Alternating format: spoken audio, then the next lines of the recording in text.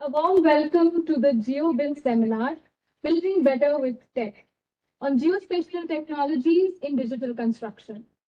I, Ishita Iyer, would like to take this opportunity to formally welcome Colonel Dr. Father Abraham VM, Vice Chancellor, Christ Dean to the University in his absentia, Dr. Father Joseph Cece, Pro Vice Chancellor in his absentia, Dr. Father Benny Thomas, Director, School of Architecture and School of Engineering and Technology in his absentia, Dr. Iron Jose, Dean, School of Engineering and Technology and School of Architecture in his absentia, Dr. Anita Sushilan, Head of Department, School of Architecture, Dr. Raghunandan Kumar, Head of Department, Department of Civil Engineering, all the respected faculty members and students from the Architecture and the Civil Department. Before we begin, let's have a small silent prayer.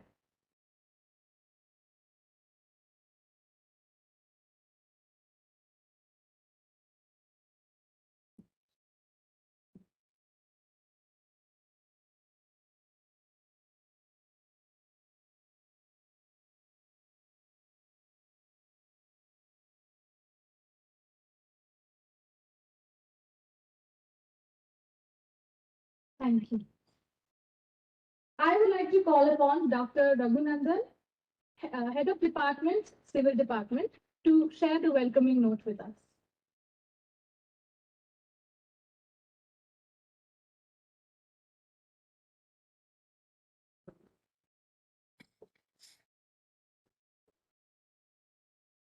Thank you. Good afternoon, everyone.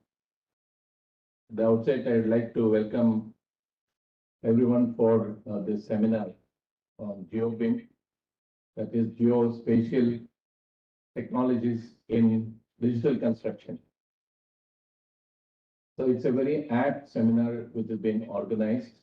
I appreciate Professor Jyoti Gupta and the School of Architecture in organizing this. I am sure everyone will benefit. So I'd like to welcome Dr. Anita Sushilan, Head of Department of School of Architecture, and all the rest of the faculty for this program. And I also like to invite and welcome Dr. V.R. Hegde, Executive Director of Pixel, and Mr. Sumit Thapa from Hexagon, and Ms. Sakshi Singh. And of course, all the prize lights. I'm sure, this seminar will help you in look at the geospatial technology, which will benefit in the future for you. Now, why geospatial technologies in digital construction?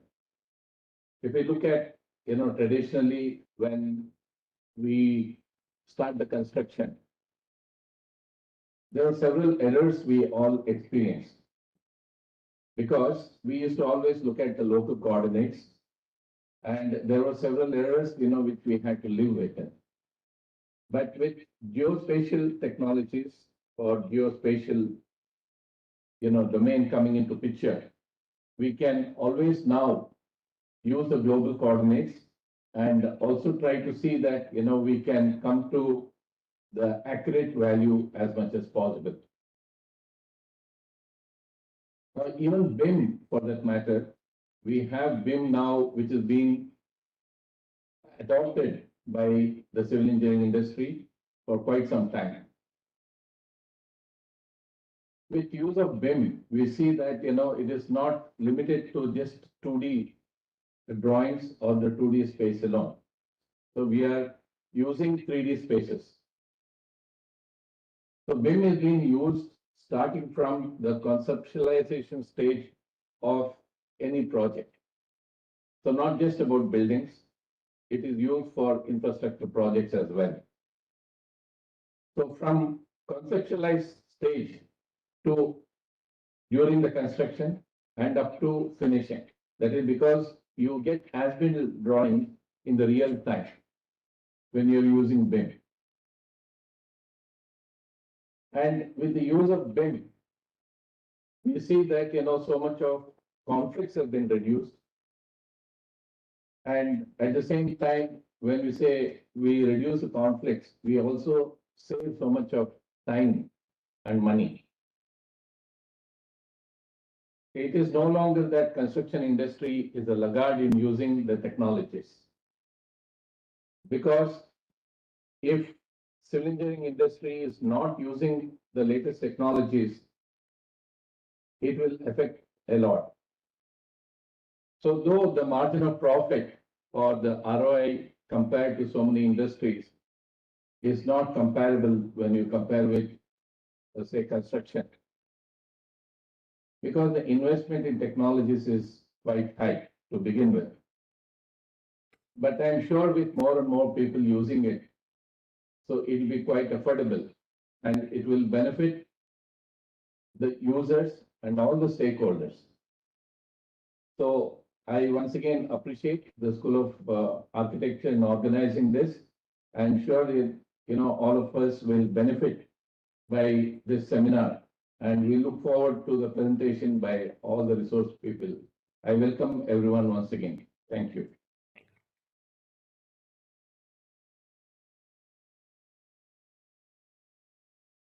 Thank you, sir. I would also call upon Dr. Anita Sushilan, Head of Department, School of Architecture, to formally welcome everyone.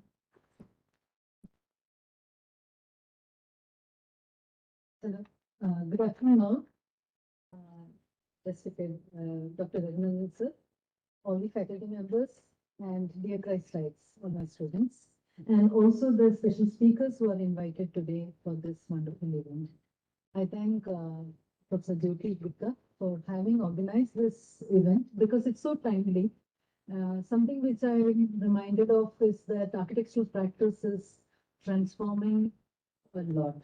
I think this is the age of collaboration, and it is not that even within a team, it's much beyond teams. Actually, teams collaborating across, physical, spatial distance should never be a constraint in our practice. So I think, and also the scale of the projects of late has been kind of remarkably different compared to the kind of projects which were earlier happening. So in a way, I think architectural practice, when we are more kind of limited by the design phase of any architectural practice, but however, I think BIM platform has brought in this collaborative mode of various teams because it has been a very cumbersome act to kind of get end-to-end meeting. But right now we are at a phase where we can collaborate and also collaborate across teams. School of Architecture is a very young school at Christ University, incepted in the year 2017. Our first batch is just graduated. We have a master's program as well. However, I think our green vision has been very ambitious, and also we have a very special cell treading more on the digital proficiency aspect of architectural learning, education, and even practice. Some of our visiting faculty inducted are also Professor Arundam from RSV. He has a long number of years of experience from RSV. That's where I was talking about the changing aspect of the professional practice in architecture, in the sense that many times it's a myth that architectural practice is limited only to design and practice within confined to a firm.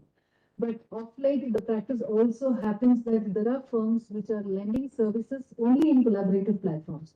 That is, the project comes from elsewhere and the project gets transferred elsewhere, and you become a mediator for all of that.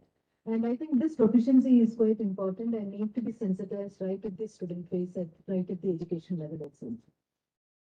And I'm quite happy to kind of make a note here that we recently had a value-added program initiated at School of Architecture, which is called the Digital Transformation in Architecture and its Practice, which in fact covered a lot of these and kind of collaborating many of these softwares which we are using at this platform. And BIM has been kind of quite tremendously kind of being applauded for this kind of collaboration. Value-added courses is something which allows the university to kind of tread upon emerging trends in the industry, which is not limited by the syllabus alone, because typically always academia is bounded by a document of the syllabus, but value-added courses allows us more freedom within a year itself to kind of float programs which allows emerging trends in the practice in the industry to be added.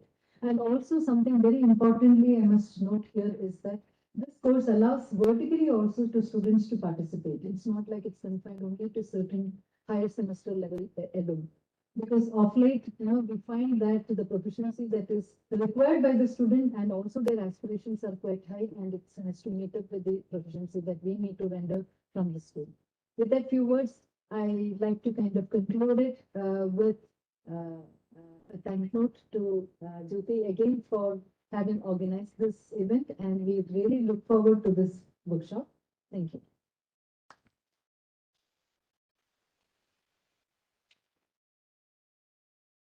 Thank you so much, ma'am. AGI, or the Association of Geospatial Industries, is a professional organization that represents the interests of geospatial industry in India and works towards advancing geospatial technologies and their applications. AGI leads, connects, and builds an ecosystem of stakeholders relevant to the geospatial industry who develop, use, or benefit from these technologies. They play a proactive role by extending outreach, sharing knowledge, facilitating network, and enabling business development for the geospatial industry in India, working with several layers of governance for improving policies related to geospatial technologies. I would like to call upon Ms. Sakshi Singh, the AGI coordinator, on stage to speak a few words. We also have Ms. Neha and Mr. Satish, who would be joining us online, and in the case, who would also like to share a few thoughts with us. Now.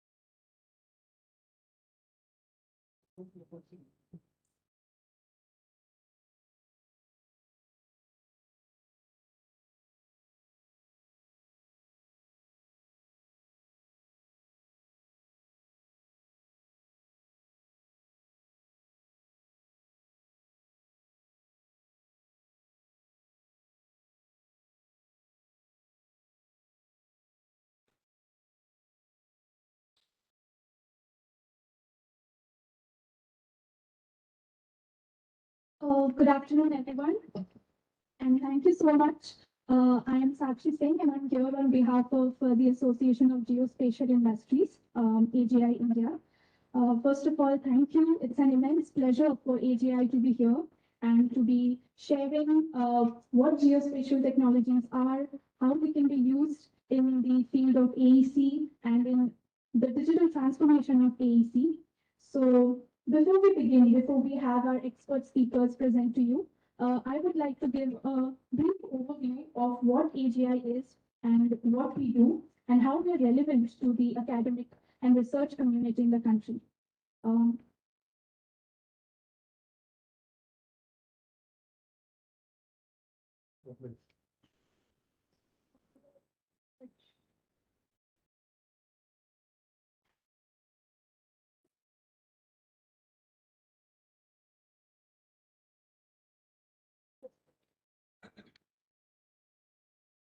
so, as already introduced, AGI is an industry association.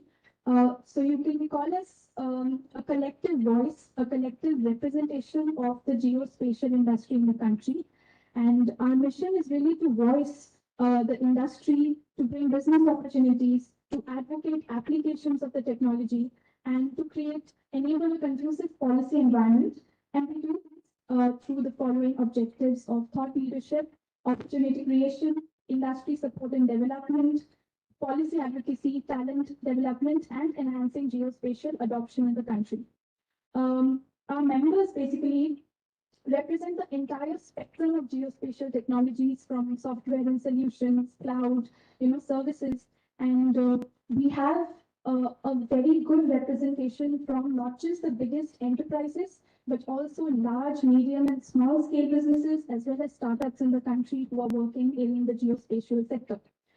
And one of the main mandates of AGI is to work very closely with the government at the central, state, and local levels in working towards geospatial adoption, advocacy, and promotion. So, while there are many different sectors that geospatial technologies are applicable in, some of the major ministries, departments, and line agencies that we work with come from geospatial nodal departments like the Survey of India, from agriculture, water, land resources, utilities, infrastructure, and urban development sectors, to name a few. This is a brief insight into the kind of initiatives that AGI has been working on for the last many years. One, of course, is policy advocacy. Another is development of standards for, the technology, working with the technology and its application, its penetration in different sectors. We undertake a number of collaborations and engagements with not just governments, but also private companies and with the academic and research community like yours. Skilling and capacity building is one of our main focus areas in these times, along with knowledge and outreach. So AGI produces a lot of knowledge products, reports, newsletters, case studies, so which are freely accessible to everyone online on our website. This is, to promote the uses of geospatial technologies and to make people more aware about how these technologies transcend into different sectors. As I said, engagement with the academia has been one of our main focus areas.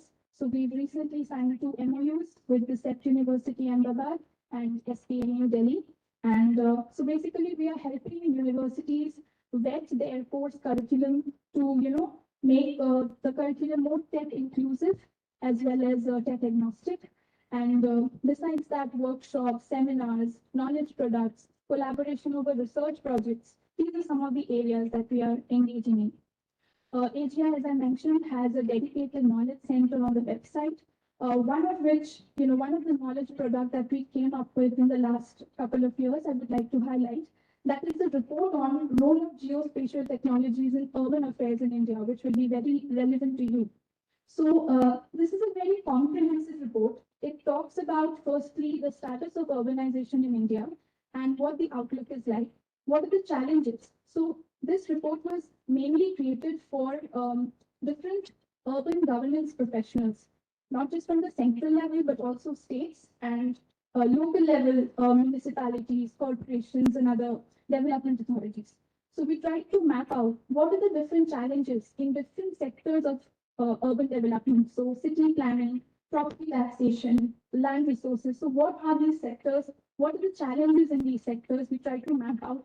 And also, what role geospatial technologies and the facilitator technologies like IoT, cloud computing, big data, AI, ML, how these can be combined to come up with solutions, use cases. We have in this report, we have highlighted some very interesting case studies and some free tools that are available that these governance professionals can use.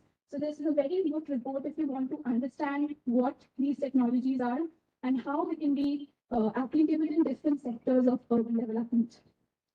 We also come up with bi-monthly newsletters on different themes. One theme that I would like to highlight is on BIM and GIS that we came up with a few months ago. And our newsletters are also, again, very comprehensive. We have interviews from the industry. So we had an interview from our member company, Trimble, as well as we have interviews from the user sector. So we had an interview from the Bangalore International Airport Terminal, how they've used geospatial technology for the new terminal, the entire process, the full project life cycle, they've used this technology. Then the newsletter also contains case studies and articles from companies themselves. So it gives you a very good idea of how these technologies are being used on the ground. So this is the link to this knowledge center. You can easily scan it. You can download the knowledge products. You can read articles, blogs to enhance your knowledge. And that is it from my side. Now I would hand it over to the expert speakers who would present more on the applications of these technology in this sector. Thank you so much.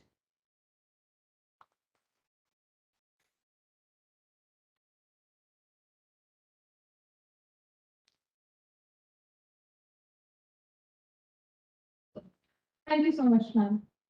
We are now headed to welcome our esteemed guest speakers for the day, Dr. V.R. Hegde and Mr. Sumit Thapa. We will have the talk followed by the question answer session, so I request the audience to keep their questions ready. Our first speaker for the day, Dr. Vigneshwar R. Hegde, is the Executive Director of Pixel Softtech and the Domain Technology Application Expert with management consulting experience of more than 25 years. He is an Earth System Scientist specialist and proficient in water resources development and management, remote sensing and GIS applications, e-governance and development planning. Dr. Hegde has delivered several lectures in India and abroad on smart cities, urban management, earth sciences, irrigation management, and agricultural growth, among other themes. So I would humbly like to invite Sir on stage for his talk.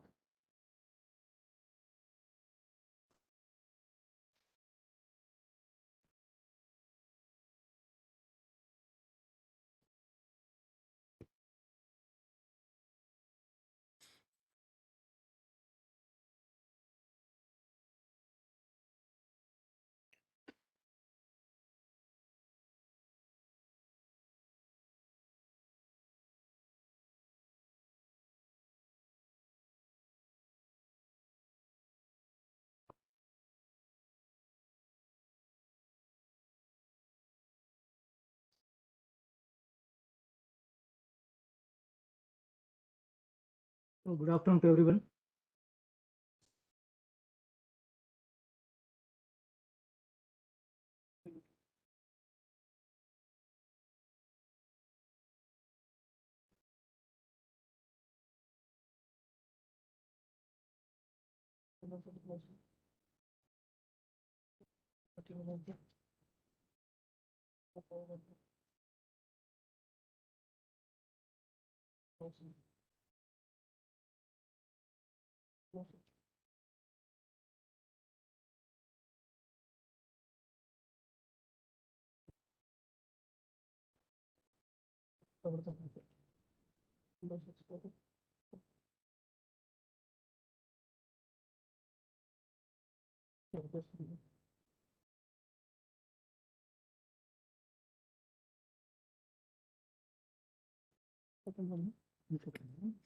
Yeah.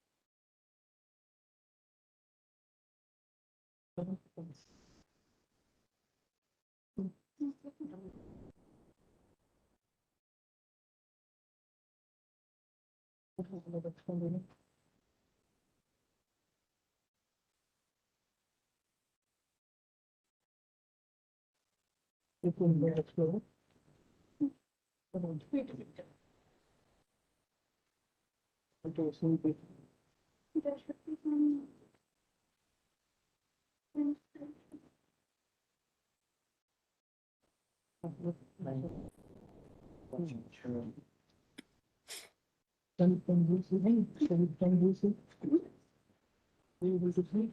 Yes,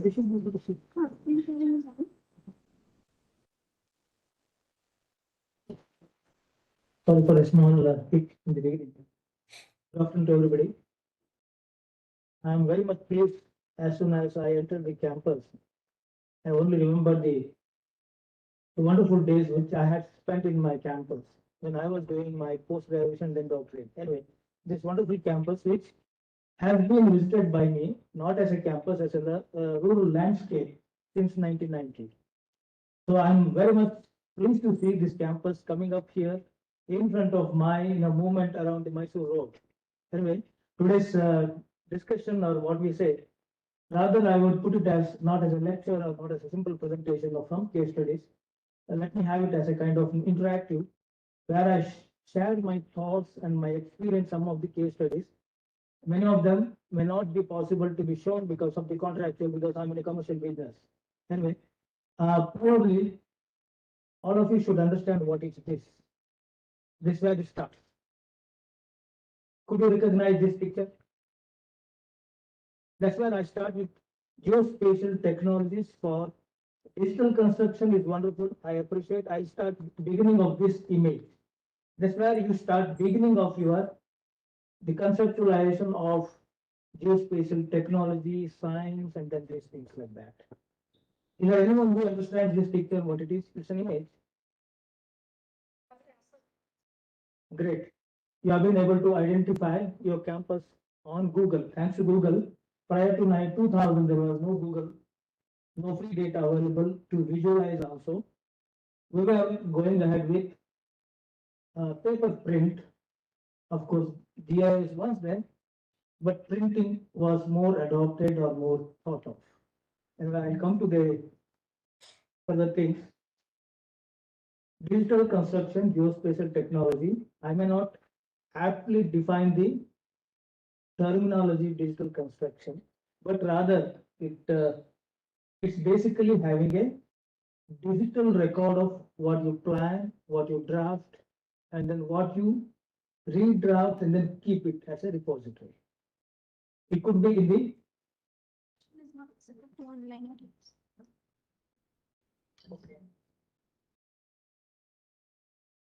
online is not available.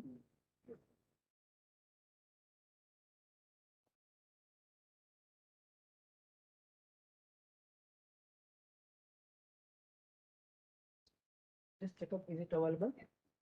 Okay. So I'll not repeat my words. Digital construction. Of course, there is no separate construction technology as such. Digital construction is only added value to your plan, design, retrieve, and then revisit these things so that the paper-based, what used to be the earlier days, almost 3-4 decades back, of course, the paper data, drafts, and then drawings is now replaced with your CAD drawings or the vector drawings organized in a software package so that you can visualize it, manipulate it, add and analyze multi-layer kind of a thing. And it translates further to where I come to a point is an asset. In the campus, each building is an asset. That means whole to part. As an entire campus, you have got roads, you have got buildings, parks, water parks, so many things associated together. Then as a big asset, asset in asset. So value, what we say, life cycle of an asset. We can take it from a campus to a big, the auditorium or a big complex to individual residential building also. That's how it stands to. The life cycle of an asset starts with first planning, then goes for designing, engineering, then construction, and then later operation maintenance. After some time, you renovate it, and then what we say demolish or reconstruct it, whatever it is. In every state, we have geospatial technology coming into picture. What is that geospatial technology, which I'll talk to a little later? Essentially, it is geographic information system with different tools. So GIS, what we call geospatial or geographic information system, comes from the top, whole to part. It starts from the periphery, then goes to individual, whole to part, what we call as a planners. Many of you may have, or maybe in the process of urban planning or regional planning or country planning or campus planning kind of a thing, as an architect, as on the other side, civil engineers on the infrastructure side. And then coming to that entire design part of it, computer aided design software, CAD drawings. And then, as Professor has just told, we used to use our normal drawings for FEM analysis earlier. I did it in 80s. But now everything is STAT, simple STAT. You go and then put your CAD data and then go for any kind of modeling analysis. So that way, BIM also comes into picture. And then essentially is digital model of buildings used for construction planning. This is how, in a nutshell, we can approach the subject.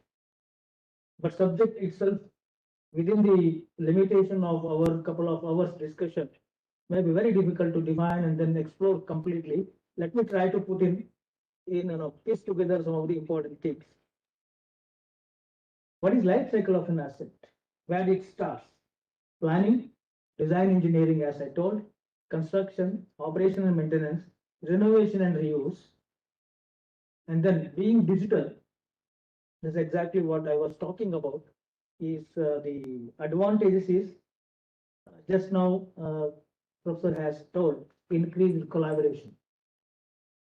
That's where the importance of digital technology, particularly GIS or what way geospatial comes in, greater transparency, and then improve project tracking. What we need is today monitoring. What we say is well planned is well begun or something like that, well initiated. That well monitored is the one which extends the span of life of whatever design, whatever you have done. And then as built information, which creeps in between, is very much essential. You would have planned, you would have designed. While construction, there would have been some modification, redesign, or because of the constraints of time and then change in the perspectives, you might have revisited and then constructed. Then it is as built drawing. It could be GIS save files or GIS database, spatial database, as well as CAD database, and then renovation. It's very important because normally any building 75, 80 years or whatever you plan, or any infrastructure project, you would have put a age for it or a time span for it. Before it passes over the limited time, whatever it is, you need to reuse it. That's how as-built diagrams or diagrams are very much important. That's what I'm talking about, the content. So stop me if I'm going too much historical or philosophical. Where it starts, check it starts. Any human being, any creature on the earth's surface has a basic instinct of geographic context. Even a bird or ant and any animal builds its nest or the small dwelling unit based upon the periphery or environment and its congenial part of it, and it defines a territory, and it internally defines a territorial picture. And any disturbance it tried to rebuild and then relocate itself. So that's how the context of geospatial technology, GIS, what we call is that. Okay, and then evolution has witnessed, you must have seen Mahendra Harappa or different civilizations have settled on a place where the requirements are very critical in it. So you can understand as a graduates of civil engineering or architects, when you start on your desk to plan, you gather the information about surroundings and then so many things which are peripherals, which may be adequate enough to the point. Then modern society has gone extended for studying feasibility, planning, development towards filling the gaps of resources part of it. Today, I can give a small quote. Bangalore is situated, you're all part of the Bangalore region. Bangalore never had water supply from Kaveri in the years of earlier to 1975. It was Tipgonadi, and then Hexagon Lake was supplying water. Bangalore kept on growing. Today we are 13 million. Then water was not adequate. Kaveri was planned. So my and your footprints are in Kaveri, which is beyond Bangalore district. Our waterproof footprint, that means it was engineering marvel. 400 meters we pump up the water and then 135 kilometers length. Just imagine engineering marvel. Till today, not a single incidence of water hammers are in the Kaveri pipeline. Anybody in civil engineering infrastructure, you must have definitely remembered, heard. I have not heard so far water hammer problem in the Bangalore water supply line. It's already almost 4 decades old. So that's what I tell you, the modern society or we have started developing and bridging the gap. In the process, what happens? Ultimately, thematic analysis becomes very much important. Okay, and then ultimately, the construction technology also has to. Not only the design engineering part of it, construction management, construction technology has improved. It has to be added by current technology so that you optimize your time. Time is cost overrun automatically. This is how when any engineering project or architect project, unless until it speaks very critically on the cost part of it, it is nowhere near to the human beings or societal issue. It has to be part and parcel of the costing of the planning and the design part of it. Unless until you have cost efficiency coming into picture, that means here from start to finish, how do you plan? How do you revisit? How do you collaborate, improvise it, and then present it to the investor or the management, which is going to construct whatever it is, unless until you have the versioning part of it, which is possible to be presented on digital mode, it doesn't have anything else. And then is basically communications have been improved using this digital technology. And then, so as you know, the industry, particularly the construction industry and then real estate. So now the philosophy is data manipulation, data augmentation, data organization, and presentation analysis. Okay, the background nerve of the whole theme for digital or geospatial is the data. Data is the key and spatial data. And then where consumers, the real estate and the construction. It could be infrastructure or buildings or bridges or whatever you call. The construction and the real estate are the consumers of the geospatial industry, the technology. And that's how you, of course, we are already there. We have been very beginners in the 80s. Now we have moved to certain level as postgraduate students or graduates or architects and then civil engineering try to adopt, inculcate GIS as your favorite subjects onto that. Of course, I am now slowly coming to what is GIS, how does it play a role in the civil engineering as well as in the architecture part. Building the relationship with the surrounding. I took an example of any creature's basic instinct. Similarly, a location, for example, your campus here. Before 2000, I have not seen the campus here because I had done the west nearby Bidadi township here, industrial area, which was called township earlier. Now it has become industrial area. I was planning for this. I had done the complete suitability analysis and feasibility analysis. That time this was not there. So you have got a campus.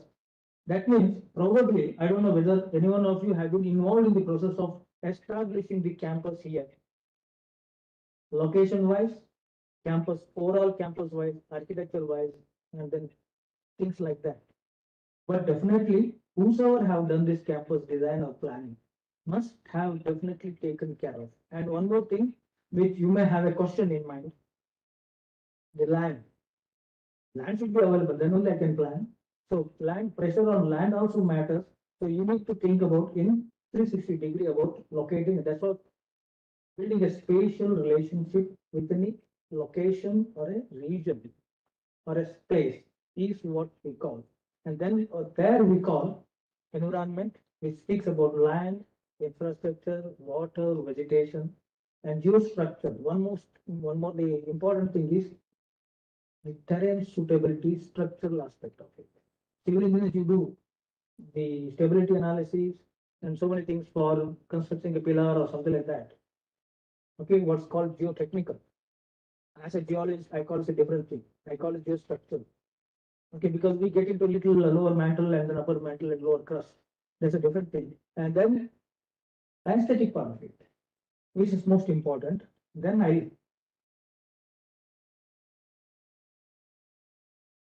I put this for you. You fill up the diagram, which establishes the relationship. This kind of a diagram or the graph, many of you may be familiar, or the entire globe is familiar. So you see the central part, the construction as an activity, which is influenced by different parameters. Unless until you relate it, analyze it in the proper perspective, you will not be able to plan in a perspective manner. You will not be able to define the lifespan of a project. You will not be able to define IRR, what we call.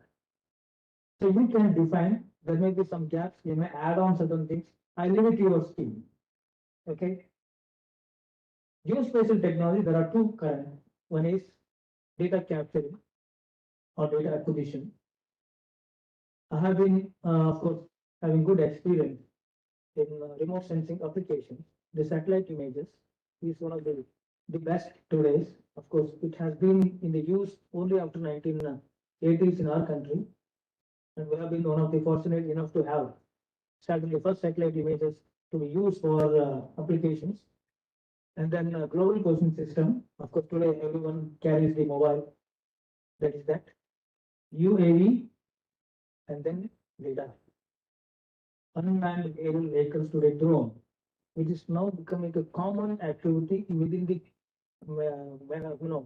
marriage hall as well as in a symposia. Everywhere it has become a common gadget, but its importance for our field is very much important. And the other one is, which everybody knows, is CPR, ground penetrating radar, and then geophysical, spontaneous potential, electrical resistivity, or magnetic, seismic, or gravity. These are different geographical, what we say, geophysical, the technologies which produces data for us, spatial attribute. And then data compilation, organization, visualization analysis, where you see, one is GIS tool.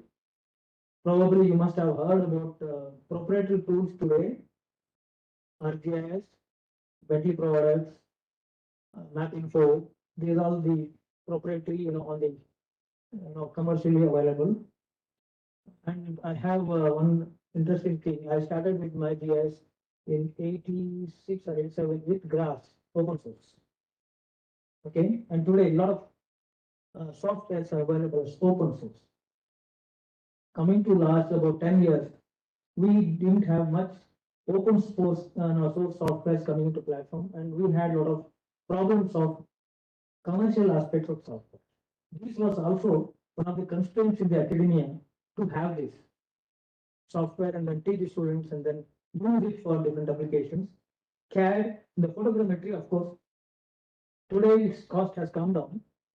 And there are a couple of open source photogrammetry, but they are not that powerful.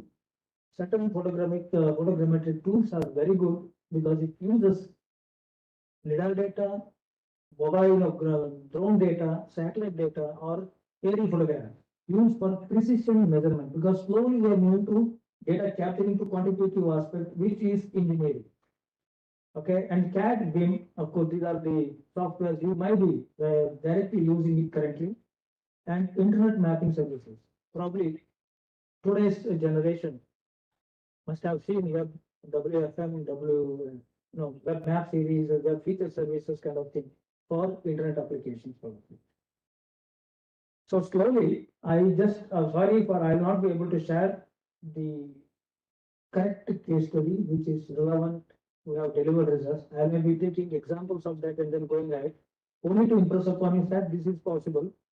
I was talking about planning, building spatial relationship with that. This is Bangalore metropolitan region.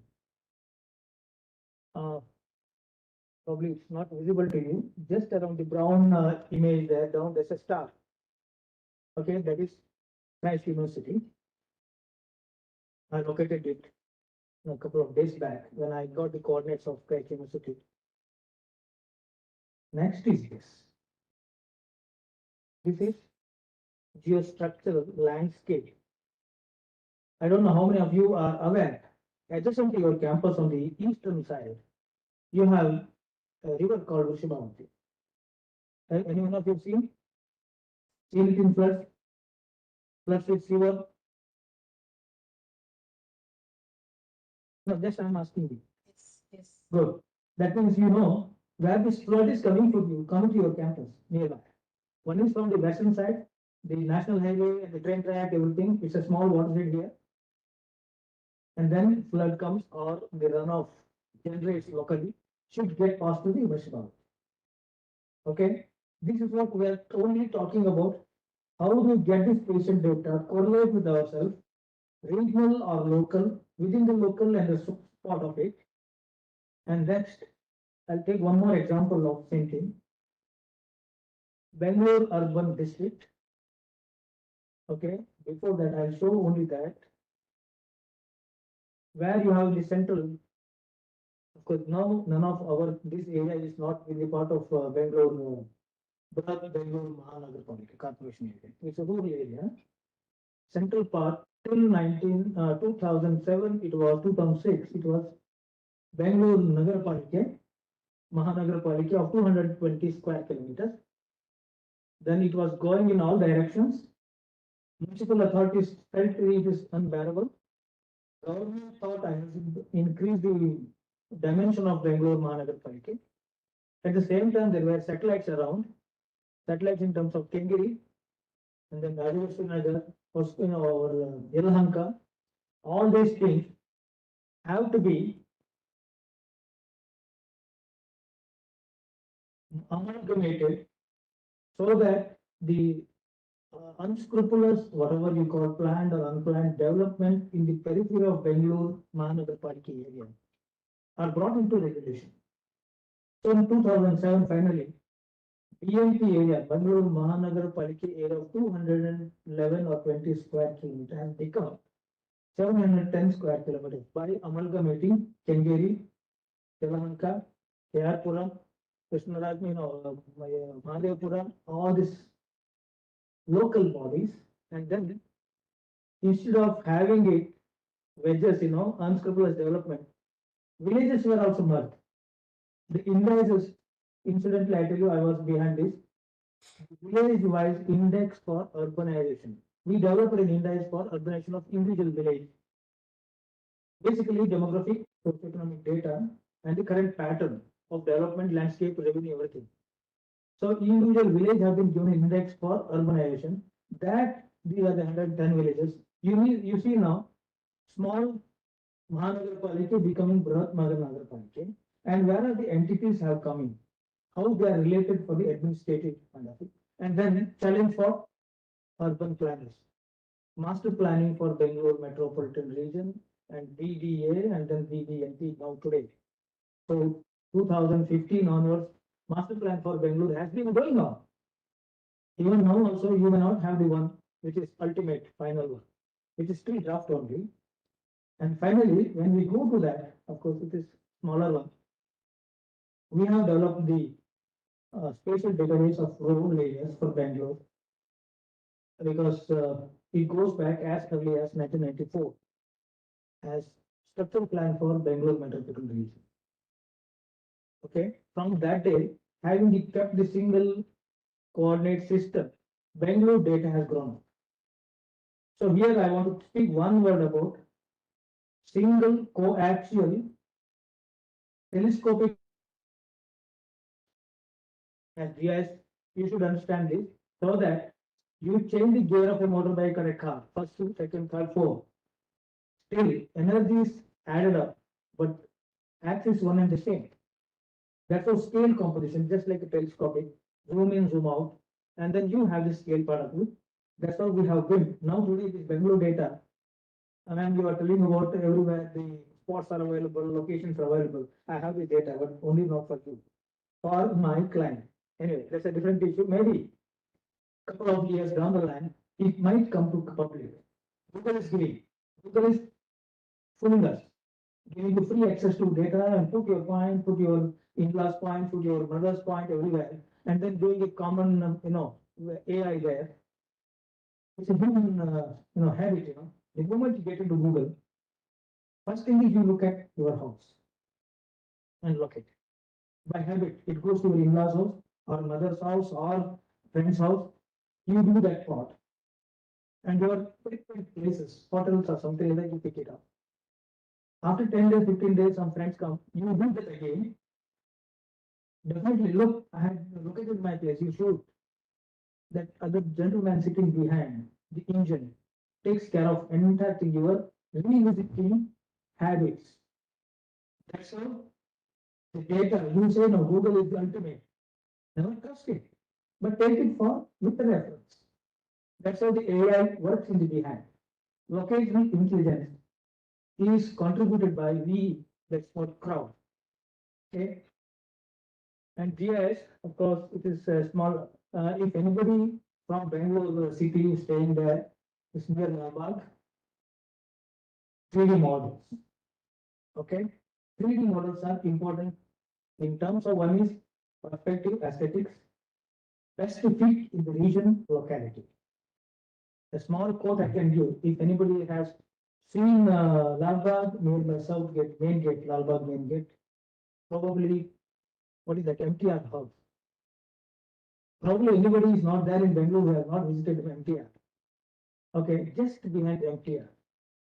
Have you seen in recent years, a 23rd, 20, no, almost 22, 23 floor big apartment has come up. If you see in Google or if you see pass by, don't you see it's a mistake?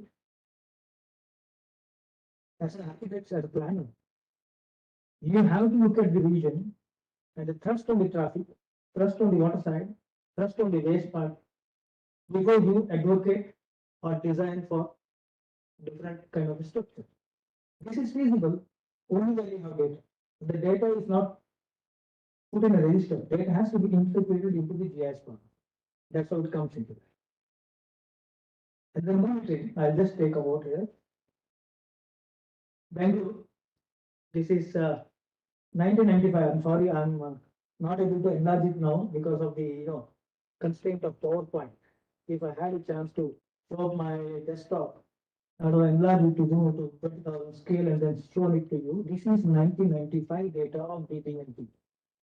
That means Bangalore, our Bangalore city, greater Bangalore city. Now it is extended to beyond up to building. This is 2022. I had an opportunity of participating in the flood containment during the last August, September.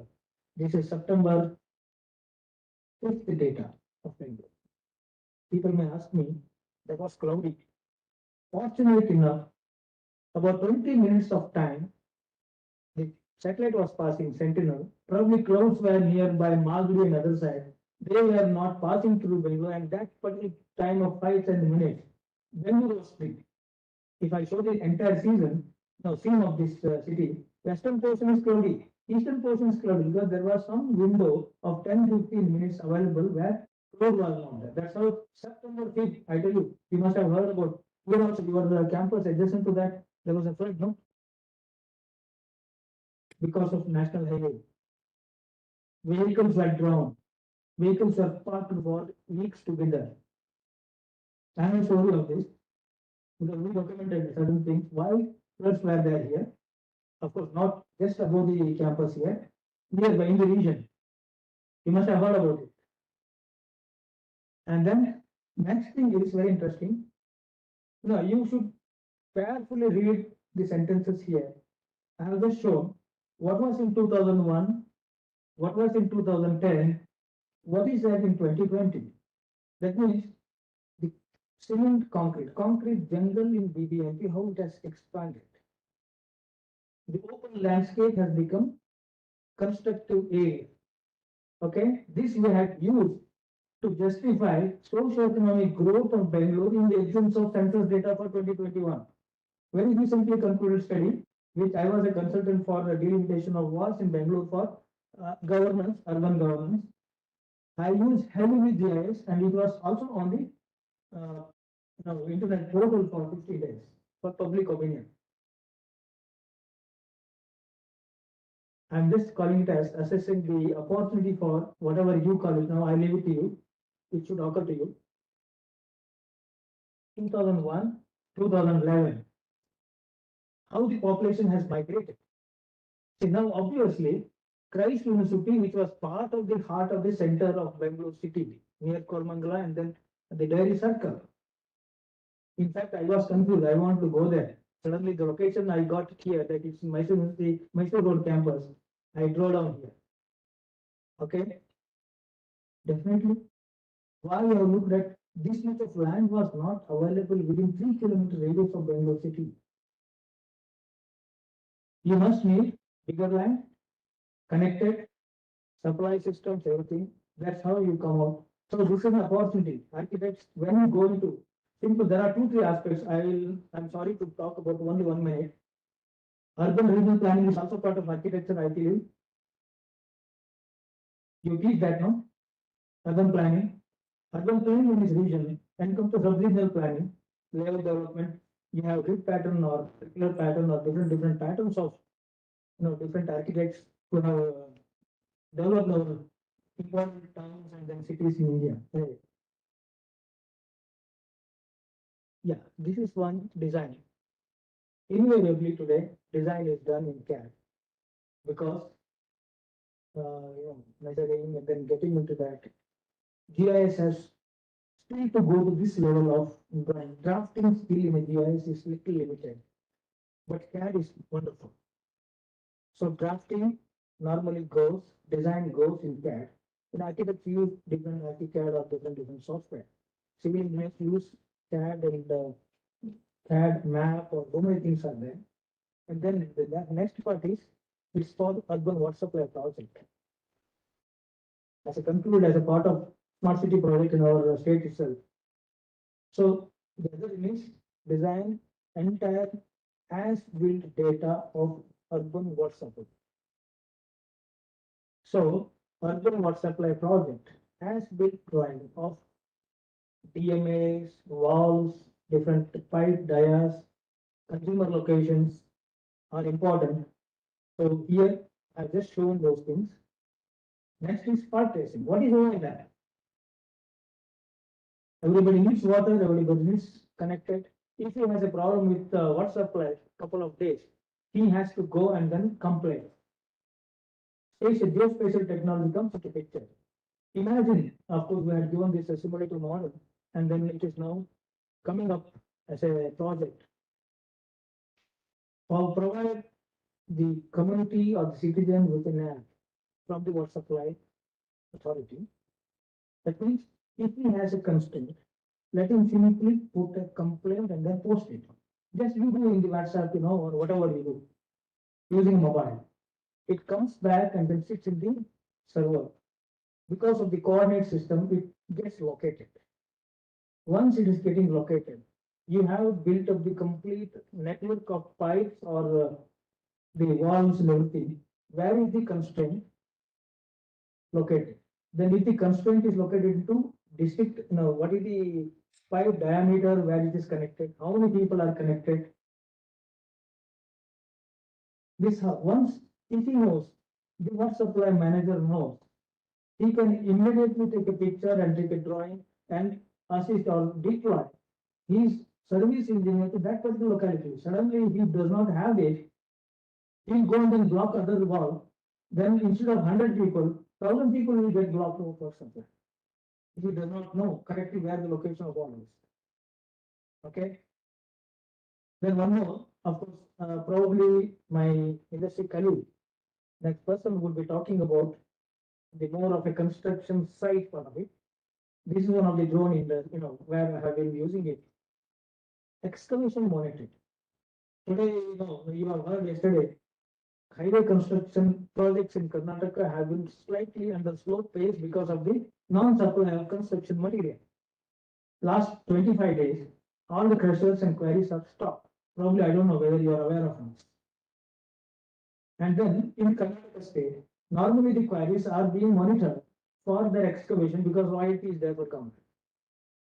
One of the application is drone, where we can assess the volumetric extraction of granite or whichever stone it is for aggregates up to 10 mm size, not 10 centimeter size, to down 4 centimeter size crushers, building blocks, or dimension blocks. I had done a case study. This is a part of one of the quarries in KRPT. Okay. One of other things, sorry, these are all certain things because royalty issues may come. And next, before concluding, this is campus. You are in the campus. You have got a couple of resources with you. Embark upon building a GIS of your campus. If you have not done anything. Okay. Locate everything, including roads, pavements, parks, undulations, landscaping element, trees. Most important trees. And then pipelines, sewage, water supply, recycled water supply, water lines, and then any other electric or telephone or cable, everything. This IIT Chennai campus, the current one I'm not able to produce it because it's when we gave it about 8 years back. There was a beginning and then they have taken over. We have guided them, built the application, gave it to them, then it is on their own. We never wanted to continue as waited with them for all. Develop that, deploy it, engage with them couple of years, then downward ramp. We came on. The earlier one I'm showing it here. So probably you see it is electrical network. You can do this. Idea is only that. Similar features, poles, and this is parking. Okay, parking areas. For what kind of parking? You would have a designated parking place here. You would have made it. Your earlier designers and planners must have made it. Bring it back to the drafting, the digital mode. Okay, that's one of the best things what you can do. And then it is parking located by the number of vehicles, number of motorbikes or cycles, whatever you put it. When it is overloaded, then you see the frequency. You have people around, service people, they can always locate it and put the input to online, you can make it, or offline, you can make it, or the service industry people, they are here, security, they can get the data and put in. Then it is the occupancy usage, which applies to this auditorium as every building, spaces, classrooms in this building, big building. GIS gets into the occupancy level analysis. You can build it. It is not only a structural part of it, it is over. Once you design, you plan, you have constructed, it's over. Coming with the occupancy, that means as built by diagram or in data, locate it. This is such a wonderful hall of not less than 200 people here, probably capacity 200. If it is not occupied, investment onto this, I tell you, charity should begin at home. we should value this important investment onto this conference hall at small classroom of 40 people or 40 students. Digital display mode, whatever it is. If it is not used even once in a week, don't you think that investment is gone? Probably everything is looked in this angle and then build the analysis. You will reach wonderful advantage of geospatial technology for, construction or management of that kind. This is again similar one in campus. Okay. Now I'll come to small exercise given to you. As you have told, I have initiated my discussion on what we say. Regional to the whole two part. Bangalore region and then relationship. So here I put Christ University down the line. How it is related, or you can imagine the movement from Bangalore city to that, and then where is the urban limits, that means so-called urban limits of corporation, then industrial area, how they are related, you can see that. Next is the location, little slightly enlarged. Now it is your campus as on 2022. Okay, date is not known, probably maybe in a couple of months, I have a chance to get the Indian Cartosat data of 7.36 meters. I'm getting it for a project anyway. That this is 2022. Now it is 2009. The water ponds, what you say, beautiful landscape element your planners or the builders of this campus have made. Okay, now you see them small white patches there, but if you go, I was talking to madam, they were quarries, rock quarries. Series of quarries, one was abandoned, one was abandoned. That's a part of the landscape here. Incidentally, when you got it, it was made. Now you see the campus. There are three continuously that change. You must have entered the water landscape here.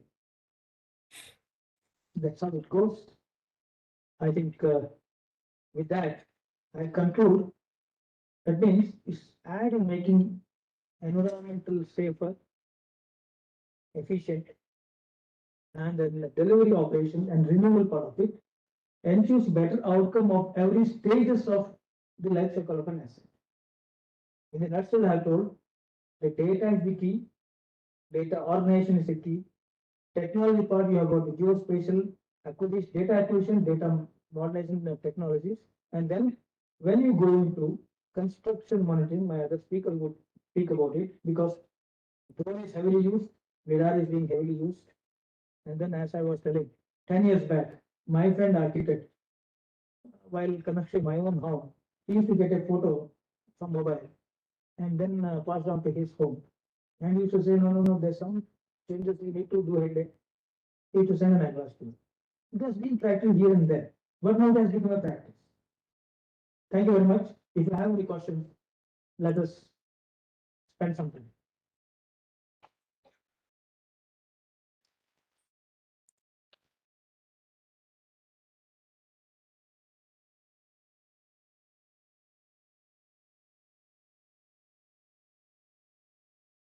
Done. We can have a combined question. Thank you. Thank you.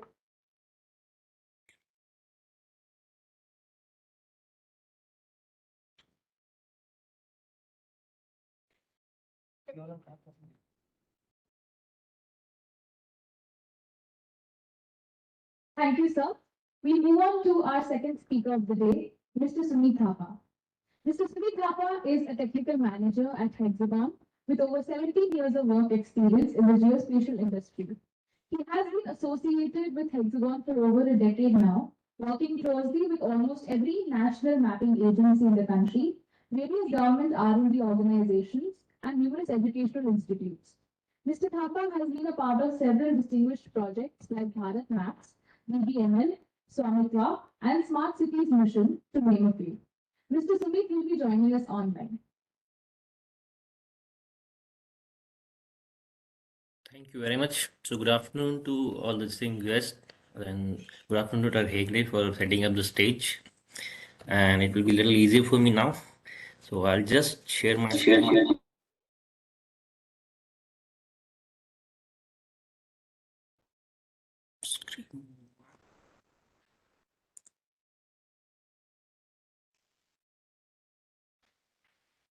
Share.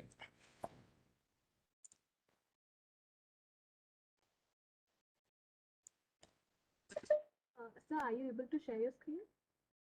Yeah, I've just shared my screen. I hope it is visible to you. No, sir. No, sir. Not yet.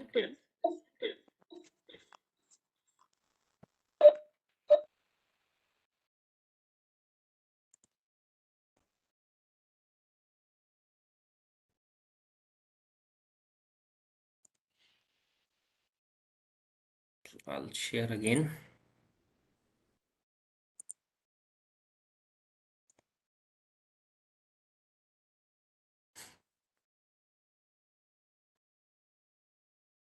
I've shared it now.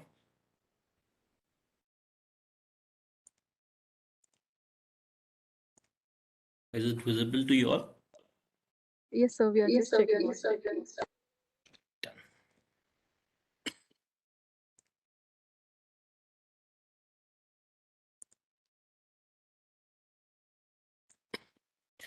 Done. So today's theme of the webinar is GeoBIM and building better with the technologies. And our focus will be on geospatial technologies, how it is going to help you in construction.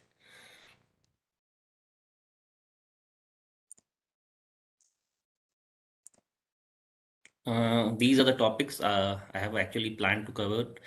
Geospatial, why geospatial, your CAD and BIM, and how we are going to integrate geospatial and BIM, and the concept called GeoBIM will be implemented and used for various applications. Why?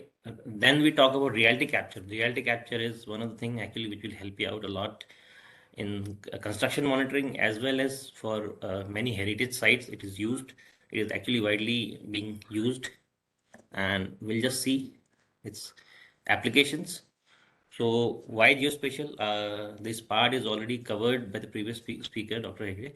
So I'll just don't reiterate. I'll just say geospatial is basically going to give you the map data as well as the information which generally a normal or your map graphics cannot give. So it can actually, through the use of database information system, it can give you many other aspects that is associated with those graphics. So you can always display, capture, store, and analyze these data sets. And when we talk about geospatial, there are different types of geospatial data sets that is available, which you're going to use for planning purposes. One is aerial and UAV, which you have just seen now. So this is very widely used in geospatial industry. Then we have point cloud data sets. So this is where the LiDAR data comes into picture, and this is used widely now.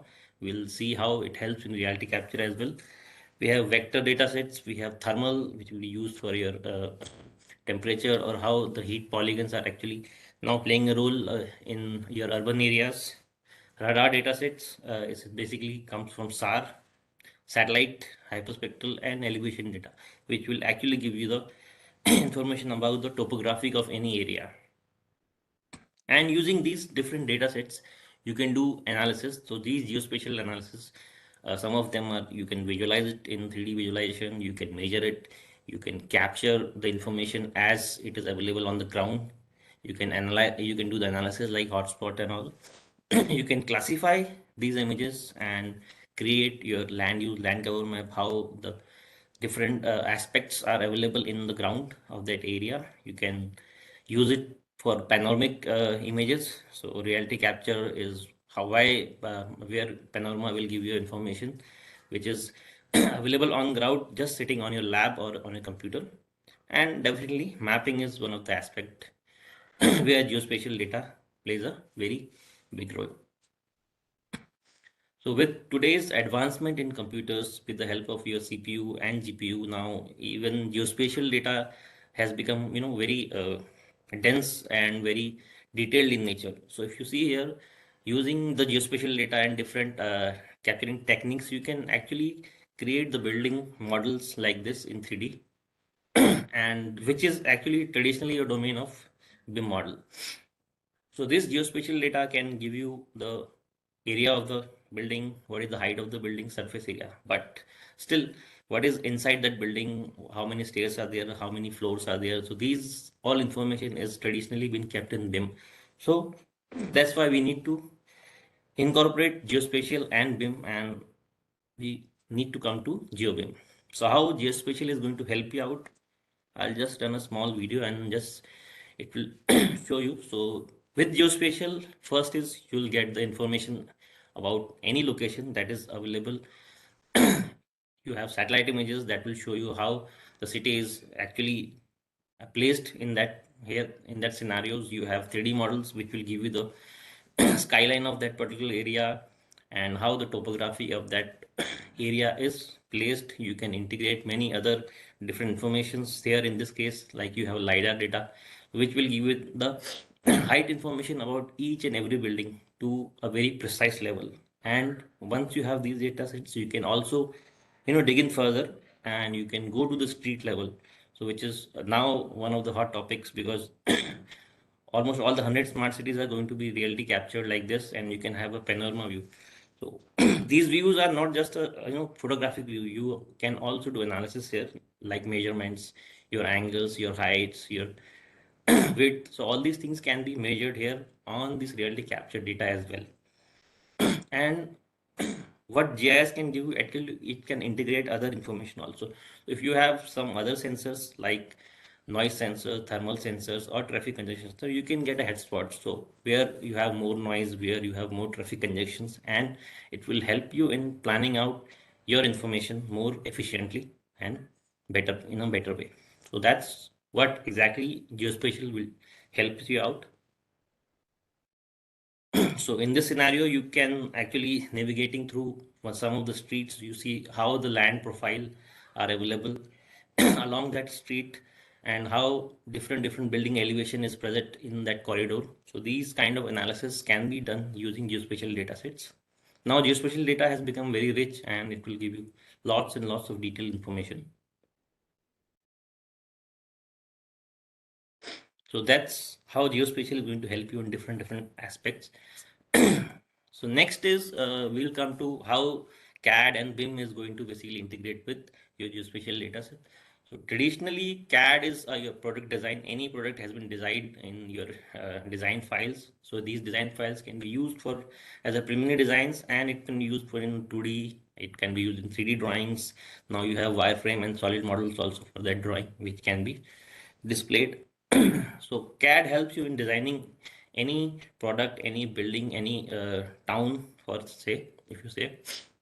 So these informations are designed in CAD, but these information then can be extended and created as a BIM model, so which will give you further information. So why you need to move from CAD to BIM? Basically, it will give you more information. It will give you detailed information about each and every building. So same design files can be used for 3D modeling. It can be used for BIM information and detailing as well. In case you want a 3D model or 3D city designed in the CAD information, from the CAD information only. So that's why we need to move from CAD to BIM. And BIM, it's basically a virtual and digital representation of your design and how you have actually planned that buildings to be, that structure to be. And as you increase the level of details in that building, so LOD, the level of detail of that BIM will also keep on increasing, and that will be displayed in your model also. So we'll just see some of the structures here, how BIM will help you out. So BIM will not just help you out in actually designing, it will also help you out in construction monitoring and progress monitoring of any project. So in this particular case, if you see here, each and every structure, how it has been planned, uh, it has been monitored, how it is progressing over the different period of time. You can visualize it in a different time stand manner. So BIM doesn't only use for design, it is also used for operations and management, as it has been reiterated. I'm just reiterating what Dr. Hegde has already mentioned earlier in his slides or presentations. So BIM is a very useful model for progress monitoring, operations management. Then why we want to actually amalgamate BIM and geospatial. Geospatial will give you the idea about the environment, how the particular environment of that particular area is. So whenever you are planning some structures, so how that structure is going to be look like in with the current skyline, so that you can visualize when you incorporate your BIM and geospatial data. So right now you are not seeing any you're seeing a BIM model which has been designed with the current structures that is present on ground. If you plan any building of such kind, how it is going to look like with the current skyline, how you have the visualization and the view from different rooftops or different levels of the building. So all these things you can see, because geospatial will give you the idea about the environment that is present and in that area, and how your structure is going to look like in that particular area.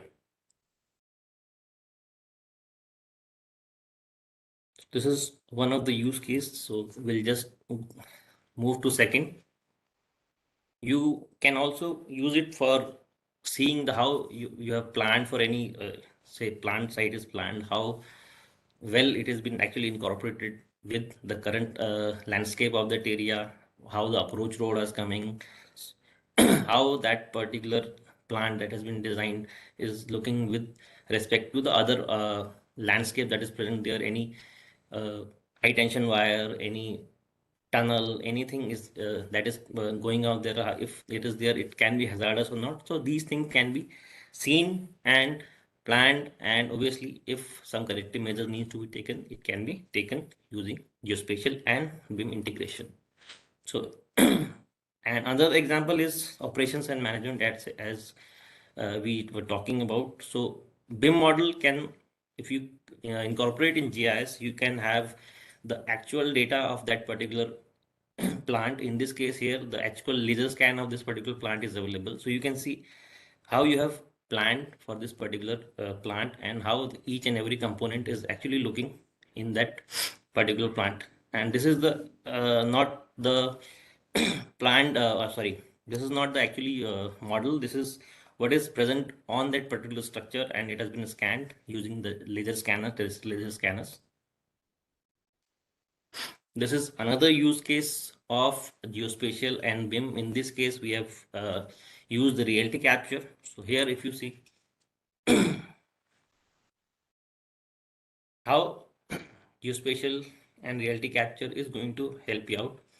So this is one of the structure which has been scanned, and you also have the reality capture data. So once we go in inside the panorama, you can visualize this, the actual structure on ground, how it looks like, and the other information has also been integrated in this structure. So even though you are inside a panorama, you are visualizing in 3D, but you can see each and every component, its attribute information, which may come from BIM or GIS. So what kind of structure is there, what is the pressure it can take, what is the capacity. So all this information is coming from the database, and using our geospatial data of laser scans and reality capture and the BIM data, these information is actually available inside the geospatial environment.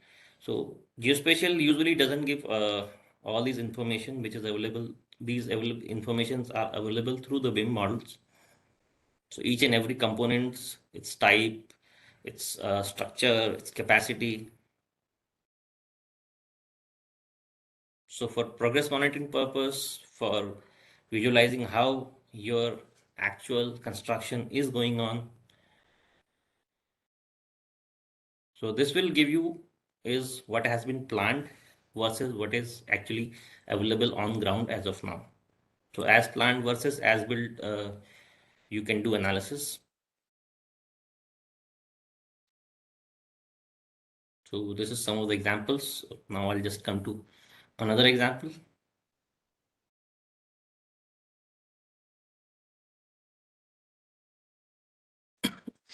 So this is for basically visualizing it and seeing how the structure was looking like. And now here, if you see here, the BIM model has been again incorporated with the existing structures. You can use it for your different shadow analysis with respect to the building that is already available on ground. You can see it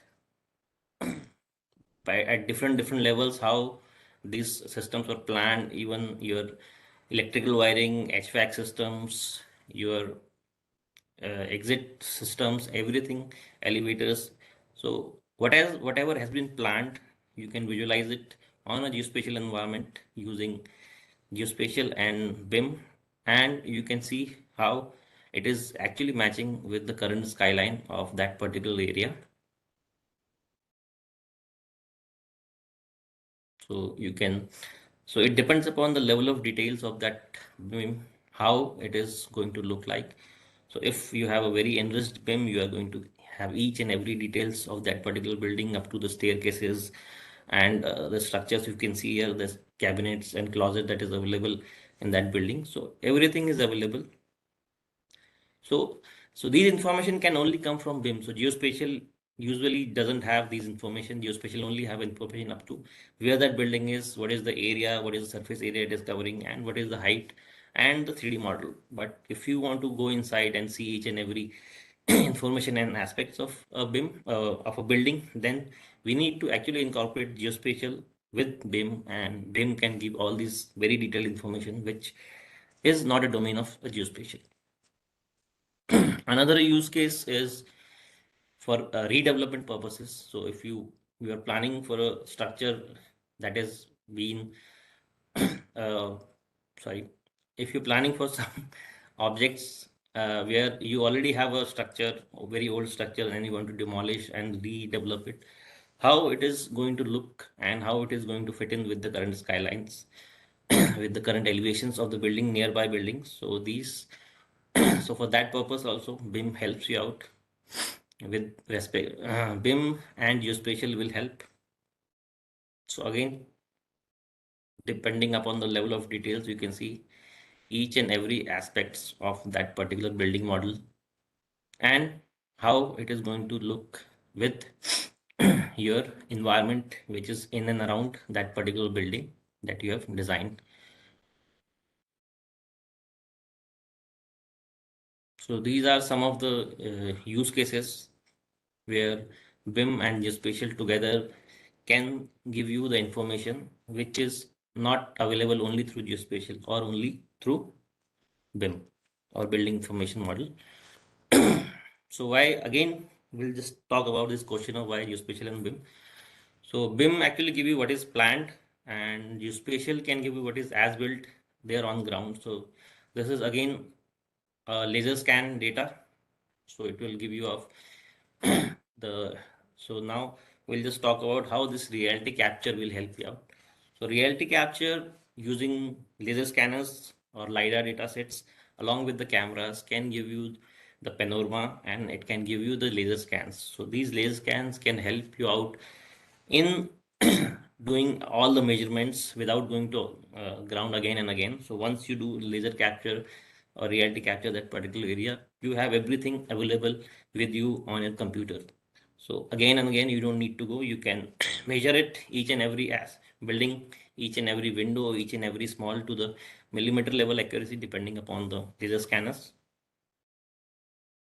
So this is some of the examples of how the construction was going on, and using this reality capture, we are measuring it, the distances, the width, the column height and all, and everything is up to the millimeter level accuracy. So whatever has been planned, it is going according to the plan or not, that can be visualized and checked. And these reality capture data also work as a timestamp images for any construction project or any building project. So if you are capturing it, that is timestamp for that particular area. So it can, you can always refer it in near future how the building progress has actually completed over the period of time. So again, you can see these columns are there for flyover. So how it is actually going on. This is a laser scan panoramic data of a bridge that is in Yamuna River. And so along with this panoramic images, you have these laser scans or LiDAR data or point cloud data. Many names are there for that. So that point cloud data basically helps you out in identifying these objects, and that will help you out in measurements, different analysis you want to do regarding area calculation, distance, angles. So all these things you can do with the help of this point cloud data, which is incorporated along with the panoramic images by the reality capture systems. And now we talk about so government has a very good scheme called Hriday, which is for heritage development and redevelopment. So GeoBIM actually can play a very major role in these heritage sites also. In fact, lots of sites of India has been laser scanned, unfortunately, because of the custodian, because of the custody of data is not with us. So I just cannot show you some of the data of India, but most of the Indian heritage site has been actually laser scanned, and it actually can be used for different purposes. So these laser scan using the UAV or using your terrestrial scan can give you this point cloud data, give you this 3D model structures of any building, any heritage sites, and which can be used later on. So I'll just give you one of the example here. Why it has been it can actually been helpful. So one is redevelopment, one is actually it will give you what is available along with that heritage structures and what is there within the vicinity, and it can be used in case of any mishappening also. So this is one of the laser scan of one of the cathedral in France called Notre Dame, so which has actually caught fire in 2019. So these lasers can help, or these panorama image can actually help the persons who are doing the restoration drive. So if you see here, after once the fire was there, fire broke out, this cathedral was damaged, and the estimated time for restoration was 5 to 6 years. So, but if you want to restore it, you also need some detailed diagrams, detailed pictures of for the restoration purposes. So for that, actually, these panoramic images, reality capture data that has been captured, and in 2010, somebody has actually captured this cathedral, and this data was available with him, so which is used by the people who are doing for the restoration drive. So so heritage reconstruction or restoration or redevelopment, so GeoBIM and actually plays a very big role in these particular uh, schemes. And our government is actually already going with the scheme called Hriday, as I mentioned. So all the heritage site will be laser scanned and reality captured, and the 3D model of each and every heritage site will be available soon. And if any mishap, which I hope doesn't happen, we can always restore and using these data different kind of data sets.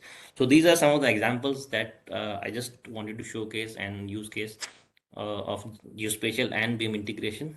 And I just want to thank you, and I just feel honored to be presenting this in front of all of you. So thank you very much. So if there is any question, we can just go ahead with that, please.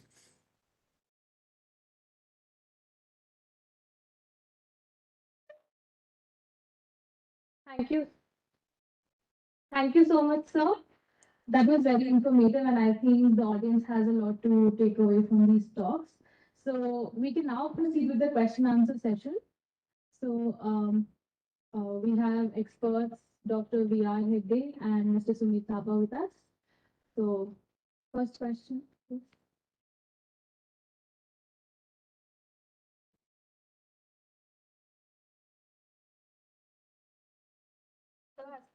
Dipesh? You don't have question, I think I was very lucid and then very good. If you have questions, let's speak. So one question. This Bangalore city, how much of it is 3D model or geospatial? I mean, or if at all it is available, I mean, is it available with government so that we can have an access to that data? This is great. I mean, like, going forward, there's, question about that. I mean, we will have to depend on geospatial and 3D, especially when it comes to, managing and maintaining large scale projects. Okay. As such, Bangalore Mahanagarpalika, North Bangalore, BBMP, for its 710 square kilometer area. It has every road, then census data, of course, I only have limit, but road data, you can always get it from there as an academic institution within the Bangalore. And then later, see, this is how academic institute and research institute builds in the process of data. Okay, I can share my 1995 data, which was I did for my structure plan for Bangalore. But later, what I did it on my own, I have a lot of data, but which I use as a consulting value addition for BDMP.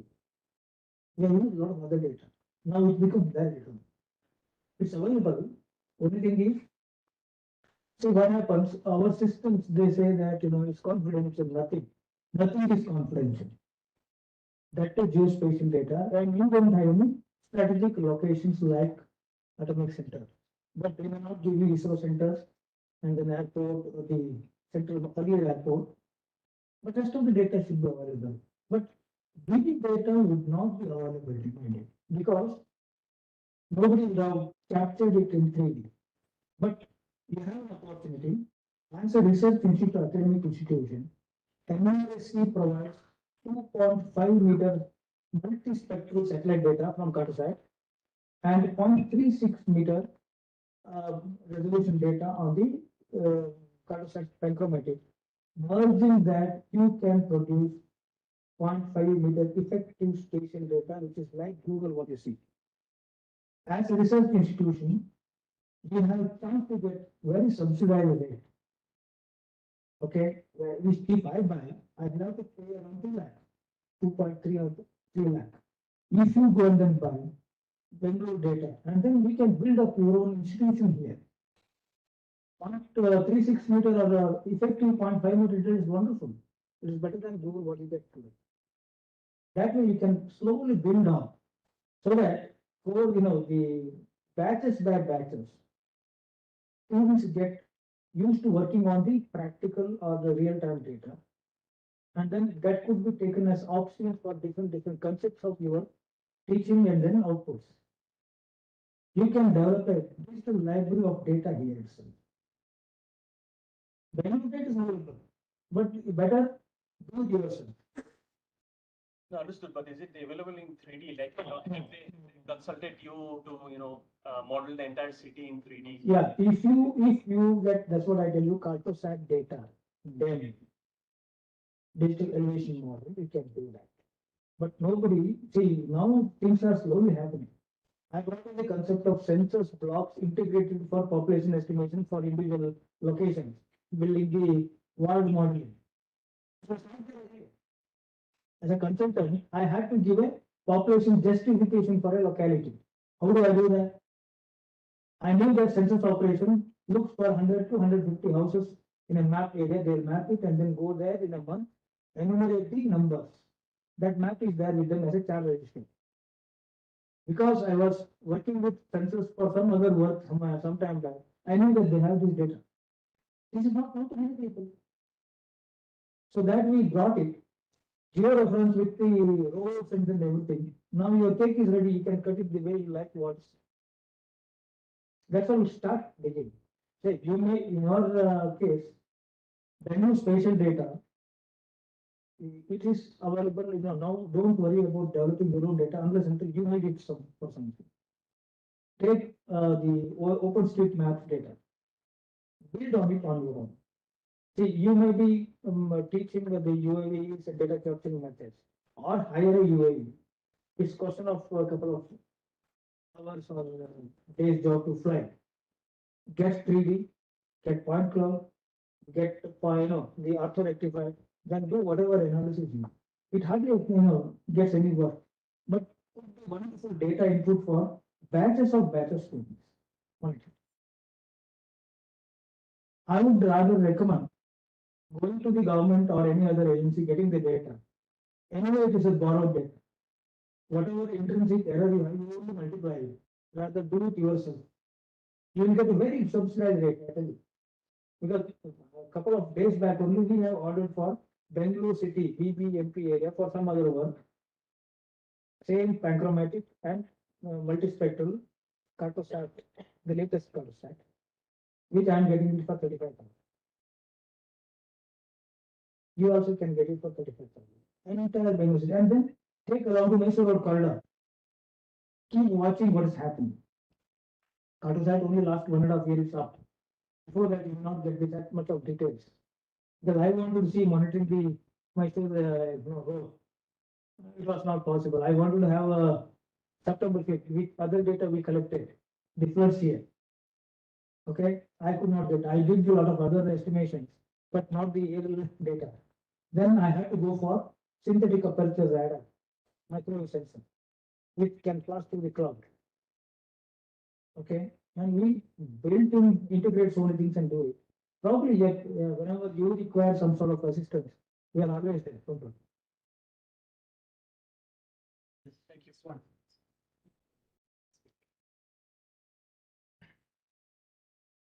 Thank you very much. Hello. Yeah. Thank you very much for both of the resource persons.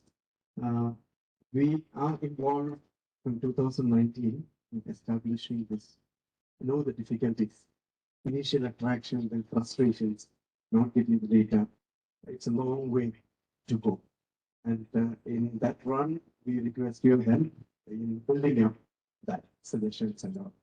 So this is just an opinion. It requires a lot of energy and a lot of time has to invest with the system. And also procuring the software and different amalgamating and the judgment. My feel is the field experience matters. Initially, the students get into it.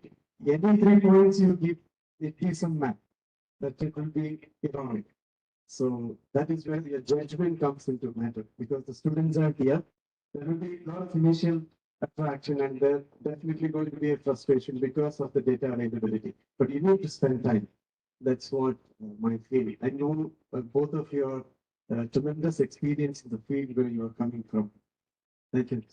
Thank you. See, one thing, people should not feel dearth of data in this current scenario.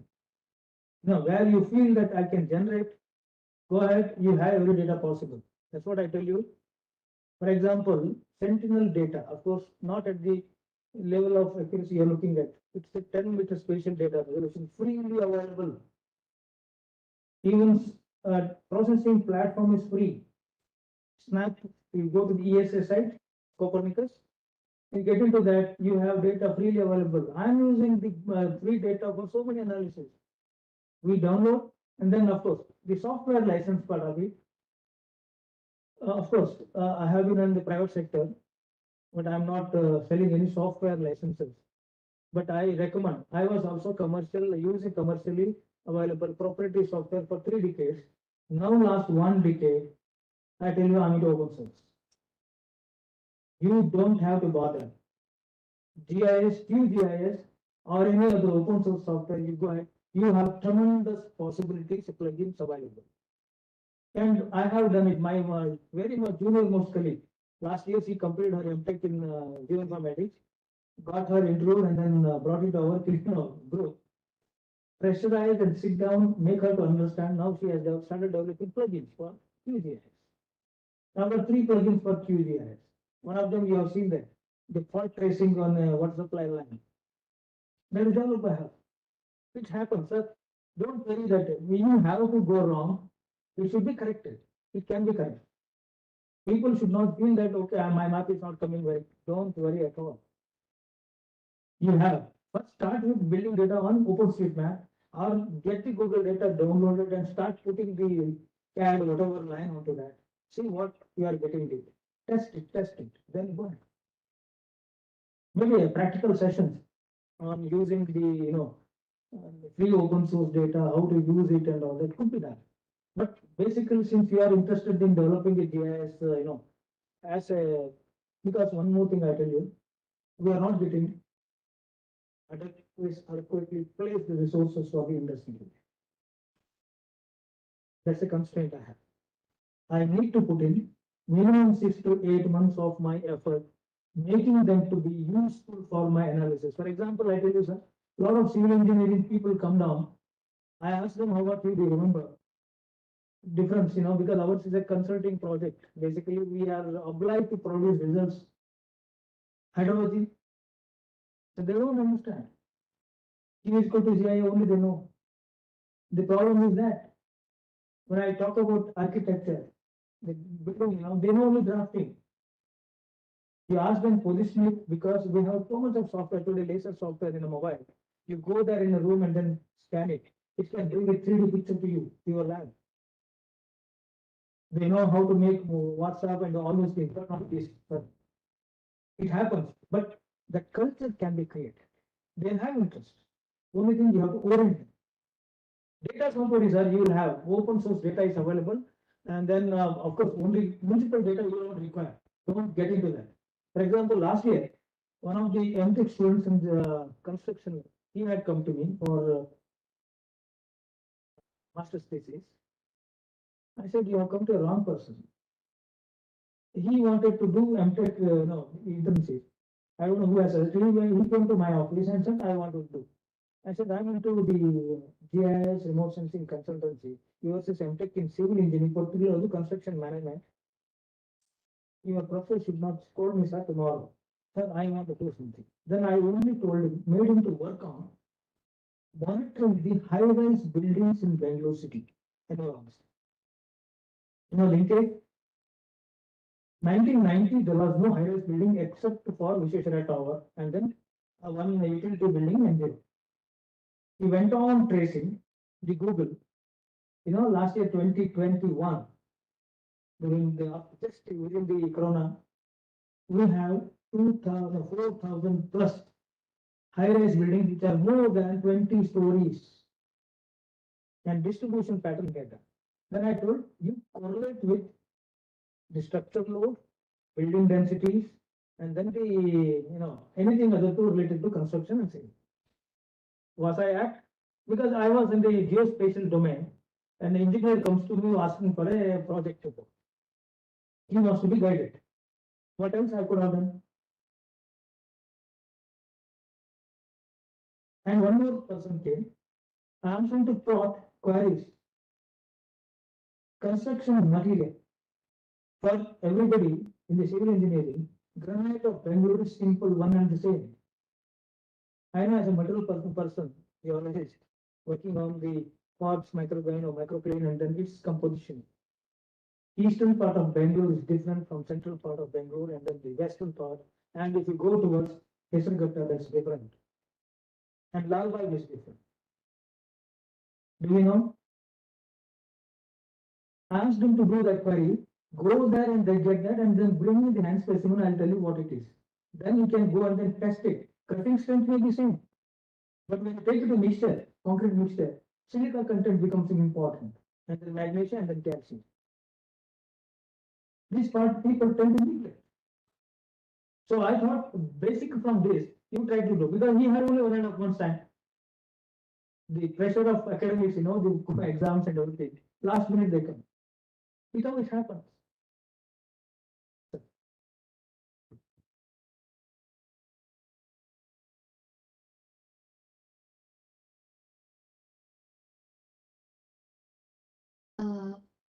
As Sumit sir was saying that we can make models and all out of this BIM method.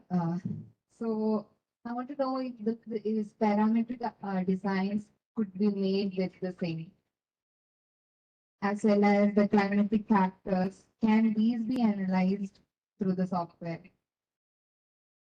Mr. Thapa, you want to take this question? Uh, yeah, sure, sir. But I just missed the question in between. Actually, the voice was little bit interrupted in between, maybe because of the network. I'm sorry. If you could please repeat that question. Yeah.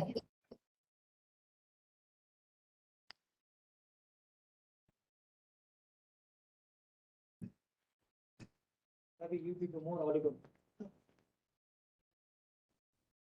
So, I would like to ask that, this parametric architecture, like, the parametric design, can it be constructed using the BIM software?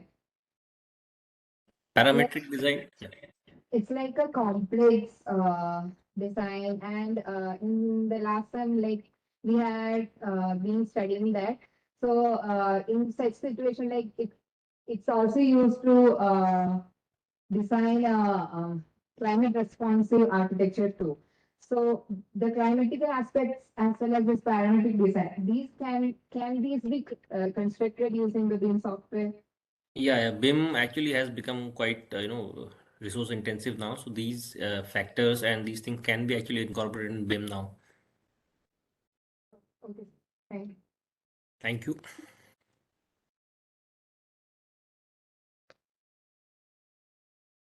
Anyone else?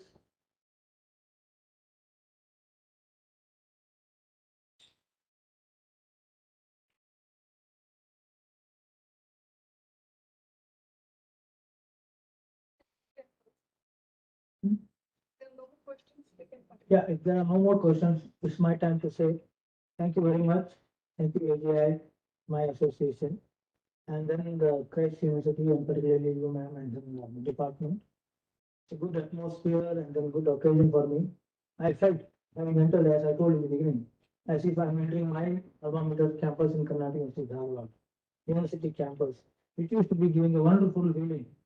But of course, we miss today because of the commercial life or whatever we are into. But that's what, I would be very happy if one of you could pursue, or as a department, building the GIS database at a very large scale, 1:1,000 scale. Start building today. One day it will be useful for renovation or whatever it is.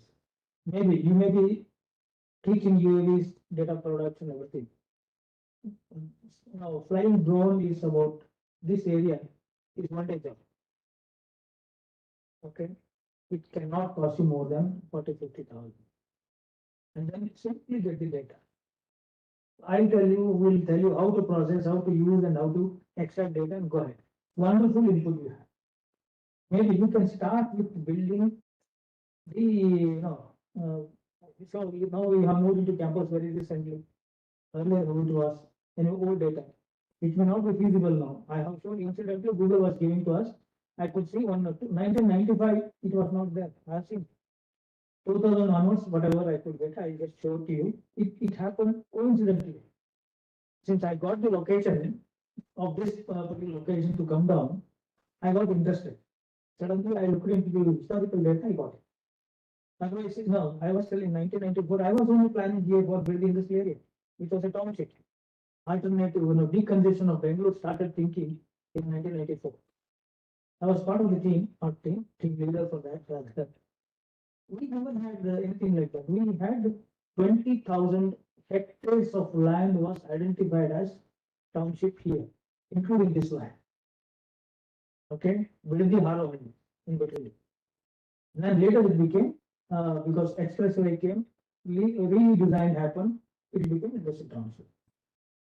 History, because I know I have been incidentally, working on this, I have some stories. Otherwise, you don't miss it. The same campus, you can build it. As a part of your school of architecture or whatever, GIS lab you're building. Wonderful thing. And one more thing, same flight data. Madam, I tell you only 1 second. Same drone. Ask him to, if at all you fly, ask him to one of the buildings with a 70 degree, 80 degree, or 65 degree inclined flight, which is feasible, which we do normally. You have got wonderful data, 3D, then you can get into any BIM model. I'm experimenting some of the things of like this, which we have been successful. Okay, and rebuild, re-engineer it, and you learn a lot. Thank you very much for the good opportunity. Thank you all. Thank you, sir. Thank you very much. Thank you, Christ University and AGI for the opportunity. Thank you, sir. With that, we reach the end of our seminar. I would like to propose the vote of thanks. I thank Christ University management for providing such a platform and inviting eminent speaker for today's session. I thank the AGR group for their proactive work in the field of geospatial technologies and for coming to our campus to disseminate the students about the same. I thank our esteemed speakers, Dr. V.R. Hegde and Mr. Sumit Thapa, for sparing some time from their busy schedules and sharing their valuable knowledge and expertise with us. I thank the heads of the department, Dr. Ananda Sushilan and Dr. Raghunanan Kumar, for their guidance in organizing this event. The faculty coordinators, Professor Jyoti Gupta from School of Architecture and Professor Shibu from Civil Department for their support. Last but not the least, the audience for being the great spectators today. Thank you all so much. This is Ishita Iyer.